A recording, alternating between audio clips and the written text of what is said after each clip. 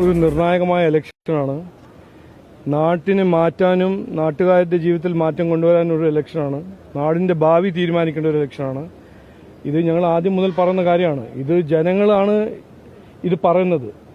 ജനങ്ങളുടെ ആവശ്യമാണ് മാറ്റം, ജനങ്ങളുടെ ആവശ്യമാണ് വികസനം.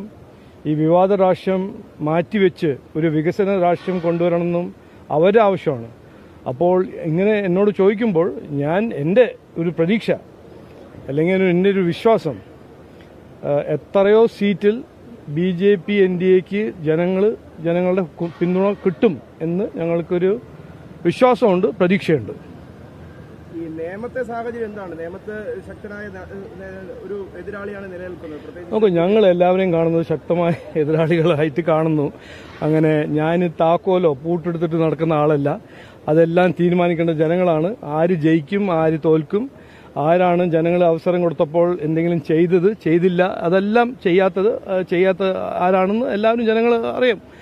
അവർ തീരുമാനിക്കട്ടെ. ഞങ്ങൾ മുമ്പോട്ട് വെക്കുന്നത് ഞങ്ങളൊരു കാഴ്ചപ്പാട്. ഞങ്ങൾക്കൊരു അവസരം കിട്ടിയാൽ ഇന്ന കാര്യങ്ങൾ ഞങ്ങൾ ചെയ്യാൻ താല്പര്യമുണ്ട്, കഴിവുണ്ടെന്ന് ഞങ്ങൾ കൃത്യമായി പറയുന്നു. അത് ഞാനാണോ, കരമന ജയനാണോ, വട്ടിയൂർക്കാവ് ശീലേഖാജിയാണോ, കഴക്കൂട്ടത്തിൽ V മുരളീധരനാണോ, അങ്ങനെ 146 മറ്റ് കോൺസ്റ്റിറ്റ്യുവൻസിയിൽ ഞങ്ങൾ BDJസിന്റെയും NDAന്റെയും സ്ഥാനാർത്ഥികൾ എല്ലാം അതന്നെ പറഞ്ഞത്. വികസിത കേരളമാണ് ഞങ്ങളുടെ ലക്ഷ്യം.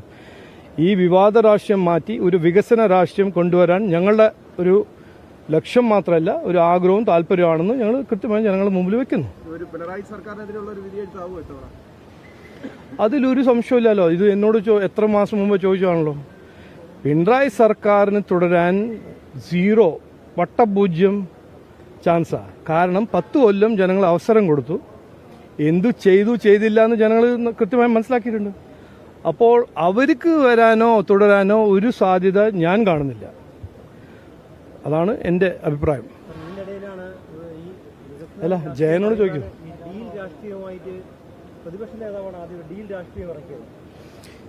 നോക്കൂ, ഞാനൊരു കാര്യം പറയട്ടെ. ഈ നാട്ടിൽ ഏറ്റവും നാണമില്ലാത്തൊരു പാർട്ടി, പൊളിറ്റിക്കൽ പാർട്ടി, ഏറ്റവും മോശമായി പെരുമാറുന്ന ഒരു പൊളിറ്റിക്കൽ പാർട്ടിയാണ് കോൺഗ്രസ് പാർട്ടി.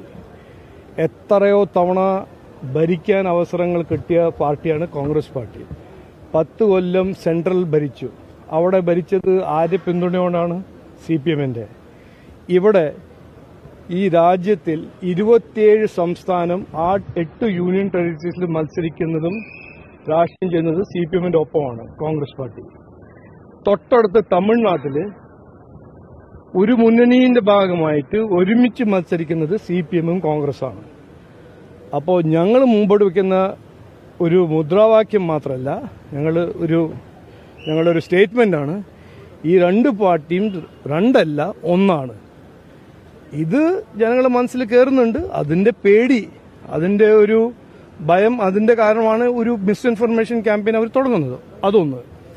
രണ്ടാമത്തത്, ഈ കഴിഞ്ഞ 3 ദിവസമായിട്ട് രാഹുൽ ഗാന്ധി പറഞ്ഞു CPM ആണ് BJPന്റെ B ടീം. കോൺഗ്രസ് പറയുന്നു, അല്ല പിന്നെ CPM പറയുന്നു, മുഖ്യമന്ത്രി പറഞ്ഞു കോൺഗ്രസ് ആണ് BJPന്റെ B ടീം. ഒന്ന് ആലോചിക്കൂ, ഇത് എന്തിനാണ് അവർ ചെയ്യുന്നത്?